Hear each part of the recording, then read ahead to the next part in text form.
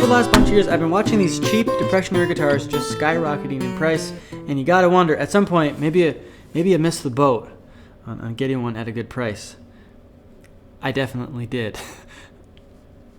I did get a house at 3% interest, so I got in there. But since they've earned a reputation of being perfect for that pre-war country blues sound, I had to own one to find out. So today I want to talk about if these built for budget guitars are really worth the money they're calling for, or if it's more that scarcity mentality, like everybody better go get toilet paper kind of thing.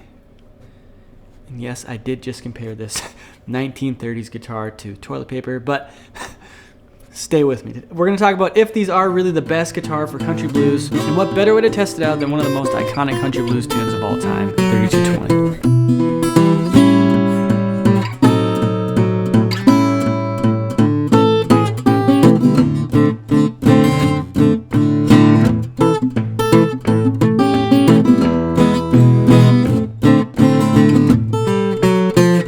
If you're new here, my name is Kyle Orla, and if you like old guitars and the music people made on them, you are in the right place. Now, if Kalamazoo is a new brand to you, let me just sum it up real quick here. They were made by Gibson as like a budget-friendly option. Gibson prided themselves as being like a high-shelf option, and at some point they realized that there's a whole market below them. And this is what it reminds me of. You know, I used to live in this little town called Brattleboro, Vermont, and there was two bars there that people would go to. There was Metropolis. That was like kind of the highbrow option, right? And then there was Arkham. These are the real names of the real bars. Arkham was like, you know, the dive bar. They're owned by the same person. It's devilishly brilliant, right? So this same person ran two opposite tier bars and kind of controlled the market in that way. Gibson was trying to do the same thing. Rather than just offer, like, kind of taint their brand by offering a cheaper Gibson, you know, only the Gibson is good enough, right? So they just made a whole new brand called Kalamazoo. It's essentially the same exact guitars, a lot of the same molds, the same woods, the same hardwares, the same necks. It just has a different decal, right? Kalamazoo. It wasn't their only budget-friendly brand. Kind of the most culty one of these days is the Kelcroydons. But there were others. Kalamazoo is kind of one of the household brands that people can find these days.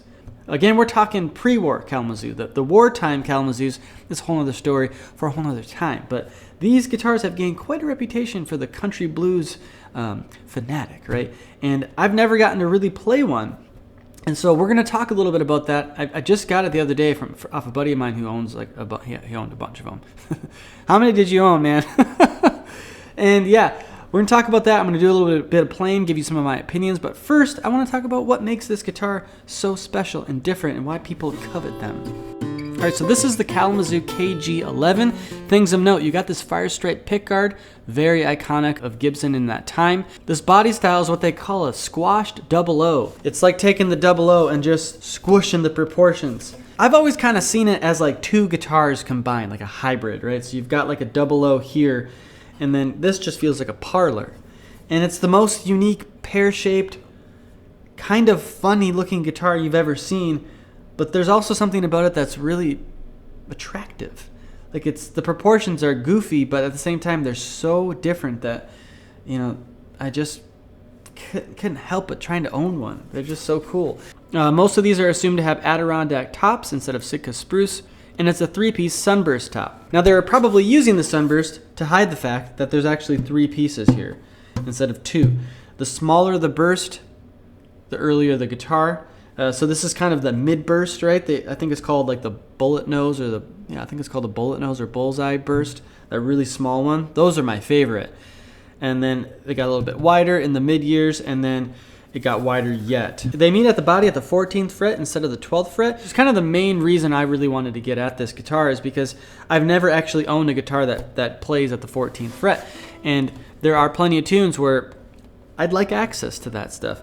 And so getting to at least the 14th fret, I still might end up going over to the extension sometimes, but at least I have that much more reach than I have in my other guitars. Figure if you're going to get another guitar, you better have something unique about it, right? So this is a 14th fret guitar with an amazing neck. Now, I owned a Kalamazoo archtop guitar at one point, and this neck feels identical. The finish feels the same, the shape feels the same, and as much crap as Gibson gets about being inconsistent, the necks seem pretty consistent. Who was ever making those necks, they knew what they were doing.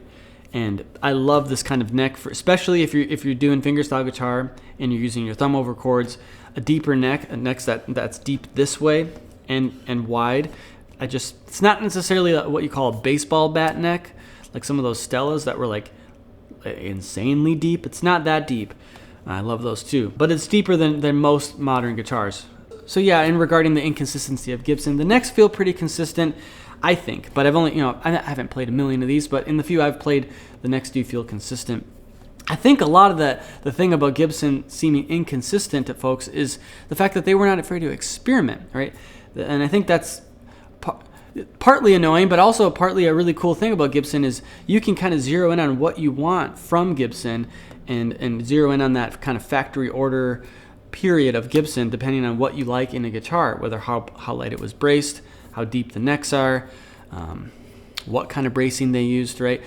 This is in juxtaposition to other companies that maybe just did the same thing year over year, and you're not really going to get much difference in that. And so, you weigh your options, right? Knowing what you're going to get no matter what year you buy, or having to actually do your homework and finding the thing you want from the company. Now, Kalamazoo was one of these experiments where they were checking out if they could offer a budget-friendly model. And I think that's where a lot of this, reputation for being an instrument of the common person, better for country blues, better for folk, comes from, because this instrument could now get into the hands of the common person, right? Now, is it better? Is an interesting thing to kind of sit with. And what are some players that were using them? Is there any evidence out there that these were really the guitar of the common person?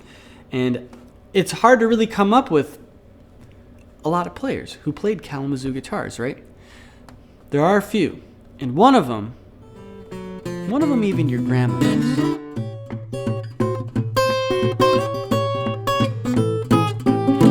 Of course, there are modern acoustic players who play these guitars. Jerron Paxton, Blind White Paxton, he plays the Kalamazoo. Well, it's actually the Carson Robinson, but it's essentially the exact same guitar. I think his a little bit later.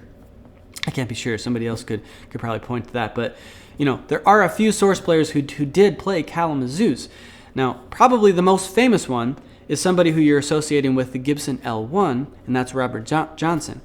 Now, that was a photo taken in a studio, and there are some people who think that actually was just like a prop or a studio guitar.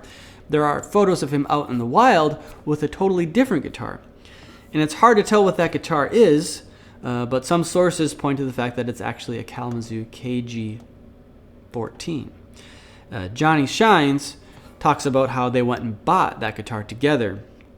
And that kind of, I think, that photo, I don't know alone if I would necessarily think it was a Kalamazoo. It's so hard to tell. But that photo combined with Johnny Shine's story, it does add up. Okay, yeah, that's definitely likely it's a Kalamazoo. And probably the guitar he actually played. As opposed to the Gibson LG1, the KG-14 by Kalamazoo may be the most authentic Robert Johnson guitar, the guitar he actually owned and played, which is ironic because we call the L1 of that body style before it changed. We call that body style the Robert Johnson guitar. It's hard to say. None of us were there any longer. But another guitar player who was photographed with the Kalamazoo is a lesser known figure, but amazing all the same. This is the Black Ace. And I associate him more with Hawaiian nationals, but he was photographed with this guitar in his younger years, and it's this exact guitar, the KG-11. There may be others who played Kalamazoo, and probably somebody obvious that I'm not thinking of. So let me know in the comments if any of your favorite guitar players from that early recording era played Kalamazoos. I'd love to know. Either way, they were definitely not as common as the Stellas and other catalog guitars. But that being the case, are they still awesome for country blues and fingerstyle guitar? I don't know. Let's talk about it. All right, first things first, very comfortable in the lap. I love the way this thing feels in the lap, sitting on the couch. It's a great feeling guitar. Again, the neck depth, I love. It's just a very comfortable guitar for the way I play. And that might not be that way for everybody, depending on your body size and your hand size and the kind of chord shapes you like to play. But if you play, fingerstyle chords, basic chords, it's a very nice guitar. It has a very deep voice. I will be honest. I'll be honest with you here, and I'll show you some examples. I like it better with a pick than just with my bare fingers. I'm more of a bare finger player, but I'm trying to kind of get into the world of picks, whether it's a thumb pick or flat pick. This guitar, it has a lot of headroom, but it kind of needs some coaxing. It needs to be just, it needs a little more energy behind every note to really show you its true voice. I'll show you some examples here. I'll start with my bare thumb, and then I'll go to these two different style picks.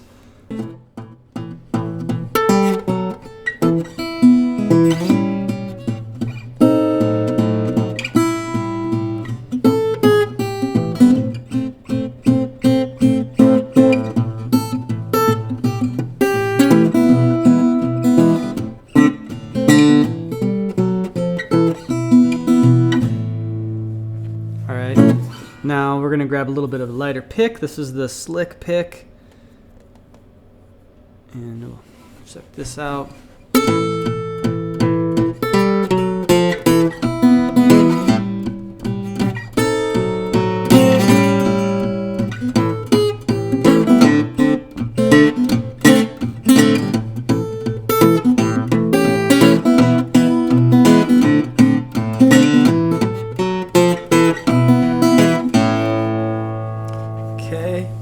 This is the D'Addario.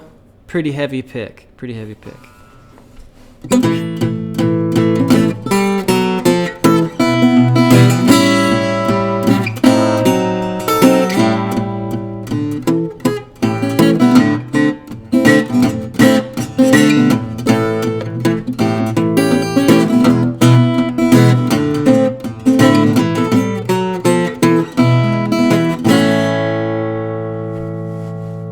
I don't play a lot with a pick, so I'm a little bit less clean with the pick, but my favorite sound is actually this heavy one. Just to give you an idea, if I had my flat pick. All right, so this is with the like blue chip flat pick here. I'm not going to play any Robert Johnson with it, but I'll just run through the chords with just the flat pick, and then we'll try all picks again with just a couple chords here. Right?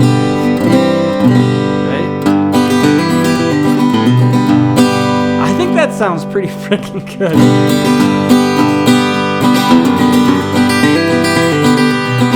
I'm like super surprised how much body that has. Now bringing it back to just the sound with the thumb pick with just chords. Similar. And then a lighter thumb pick. This is a slick pick. And then just the thumb. And so to me, to my ears, a little bit of plastic brings out the voice of this guitar.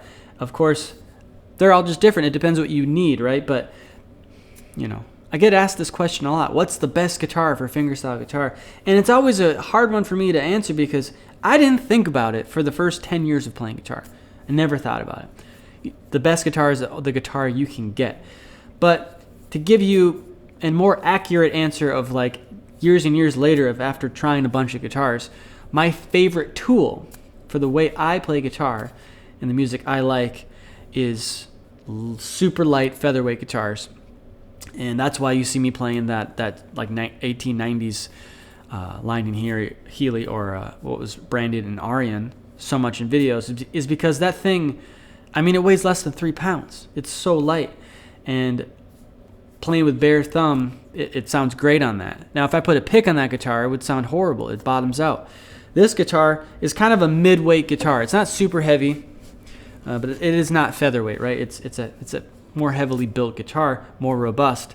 That being the case, I have a whole bunch of other things I can try with it then. And I'm trying to try thumb picks these days. You know, I'm checking out that world of what's possible with the thumb pick, which is not a great thing to try on that 1890s guitar. So I'm always checking out other guitars to see what they can do.